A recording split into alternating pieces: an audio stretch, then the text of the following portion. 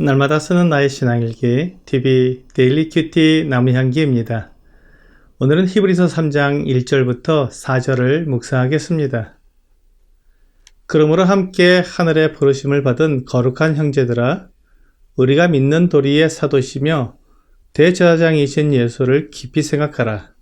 그는 자기를 세우신 이에게 신실하시기를 모세가 하나님의 온 집에서 한 것과 같이 하셨으니 그는 모세보다 더욱 영광을 받을 만한 것이 마치 집 지은 자가 그 집보다 더욱 존귀함 같으니라. 집마다 지은 이가 있으니 만물을 지으신 이는 하나님이시라. 오늘 본문은 그리스도께서 모세보다 뛰어나시다는 것을 말하고 있습니다. 1절은 우리가 믿는 도리의 사도라는 말로 그리스도와 모세를 비교하고 있습니다. 사도라는 말은 보내심을 받은 사람이라는 뜻입니다.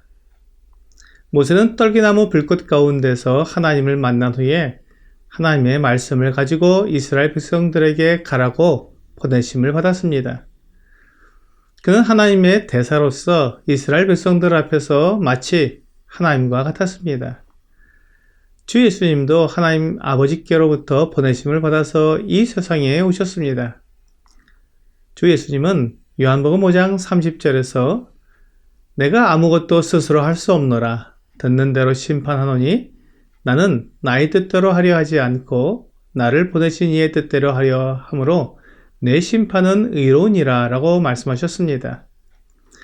모세는 이스라엘 백성들에게 하나님의 계획을 알려주고 그들을 애굽에서 인도하여 내었습니다. 주 예수 그리스도께서는 죄와 사망에서 우리를 건져내어 구원하시는 하나님의 계획과 뜻을 우리에게 알려주시기 위해 오셨습니다. 그리고 그 하나님의 뜻을 이 세상에서 이루어 주셨습니다. 또한 주 예수님은 대제사장으로서 이 세상에 오셨습니다. 하나님의 뜻을 이루기 위해 하나님께 완전한 제사를 드리신 대제사장으로 오신 것입니다. 이것은 후에 대제사장 아론과 비교하기 위해 미리 말씀해 주신 것입니다. 이렇게 주 예수님은 하나님의 말씀을 백성들에게 전하기 위해 보내심을 받은 사도로서 모세와 비교할 때 훨씬 뛰어나신 분이셨습니다. 그래서 오늘 본문은 예수님을 깊이 생각하라고 말씀하고 있습니다. 유대교에서 가장 중요하게 여기는 모세보다 주 예수님이 얼마나 뛰어나신 분인지 생각하면 알 수 있다는 말씀입니다. 모세는 하나님의 온 집에서 충성된 자였습니다. 민수기 12장 7절과 8절은 내 종 모세와는 그렇지 아니하니 그는 내 온 집에 충성함이라. 그와는 내가 대면하여 명백히 말하고 은밀한 말로 하지 아니하며 그는 또 여호와의 형상을 보거늘 너희가 어찌하여 내 종 모세 비방하기를 두려워하지 아니하느냐 라고 말씀하고 있습니다. 선지자들은 하나님의 말씀을 받을 때 환상이나 꿈을 통해 봤지만 모세는 직접 하나님의 형상을 보았습니다. 하나님께서 모세의 충성됨을 인정해 주셨습니다.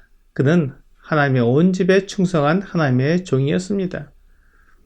우리 주 예수님께서도 모세처럼 자기 일에 충성되셨습니다. 이사야 53장 10절은 여호와께서 그에게 상함을 받게 하시기를 원하사 질고를 당하게 하셨은즉 그의 영혼을 속건제물로 드리기에 이르면 그가 씨를 보게 되며 그의 날은 길 것이요 또 그의 손으로 여호와께서 기뻐하시는 뜻을 성취하리로다 라고 말씀하고 있습니다. 그리스도께서 주님의 뜻을 이루기 위해 자기 몸을 드리기까지 충성하신 것을 말씀하고 있습니다. 예수 그리스도께서 이루어주신 구원은 모세가 이스라엘 백성들에게 이루어준 구원과 비교할 수 없습니다. 모세는 이스라엘 백성들을 애굽에서 건져내어 가나안 땅으로 들어가게 했을 뿐 그들의 죄를 용서하거나 의롭게 해주지 못했습니다. 그것은 모세에게 맡겨진 일이 아니었습니다. 그리고 모세 역시 자신의 죄와 허물로 인해 하나님 앞에서 죄사함을 받아야 하는 사람이었습니다. 하지만 예수 그리스도는 모든 사람을 위해 죄를 용서하시고 의롭다함을 얻게 하시려고 이 세상에 오신 하나님의 아들이십니다. 요한복음 1장 29절은 이튿날 요한이 예수께서 자기에게 나오심을 보고 이르되 보라 세상 죄를 지고 가는 하나님의 어린 양이로다 라고 말씀하고 있습니다. 로마서 5장 18절과 19절은 그런즉 한 범죄로 많은 사람이 정죄에 이른 것 같이 한 의로운 행위로 말미암아 많은 사람이 의롭다 하심을 받아 생명에 이르렀느니라. 한 사람이 순종하지 아니함으로 많은 사람이 죄인 된 것 같이 한 사람이 순종하심으로 많은 사람이 의인이 되리라 라고 말씀하고 있습니다.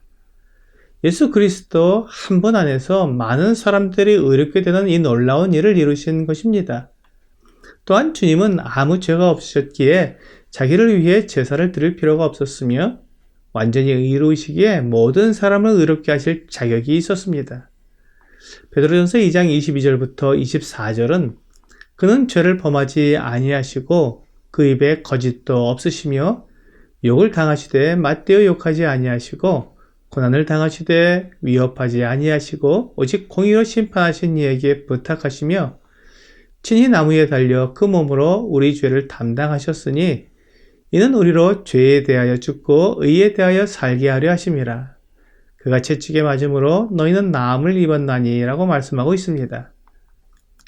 이 세상 그 누가 다른 사람의 죄를 담당할 수 있으며 사람들로 하여금 죄에 대하여 죽고 의에 대하여 살게 할 수 있겠습니까?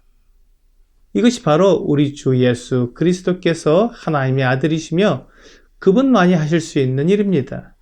그러므로 우리는 주 예수님을 나의 하나님으로 고백하는 것입니다.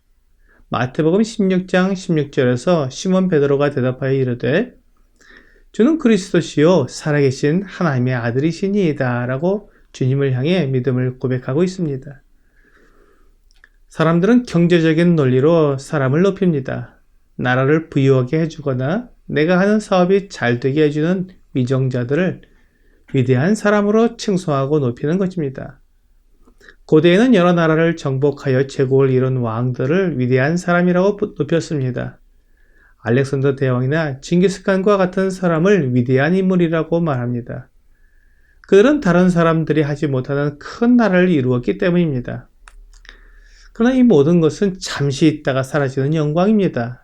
시편 103편 15절은 인생은 그 날이 풀과 같으며 그 영화가 들의 꽃과 같도다 라고 말씀하고 있습니다. 하지만 우리 주님은 영원하며 그 영광이 변하지 않습니다. 오늘의 적용 질문을 보겠습니다. 나에게 있어서 가장 위대한 사람은 누구입니까? 고린도후서 4장 18절은 우리가 주목하는 것은 보이는 것이 아니요 보이지 않는 것이니 보이는 것은 잠깐이요 보이지 않는 것은 영원함이라 라고 말씀하고 있습니다. 오늘 우리 눈에 보기에 좋은 것이 아니라 영원한 것에 가치를 둔 위대함은 오직 우리 주 예수님 안에서만 발견될 수 있는 것입니다.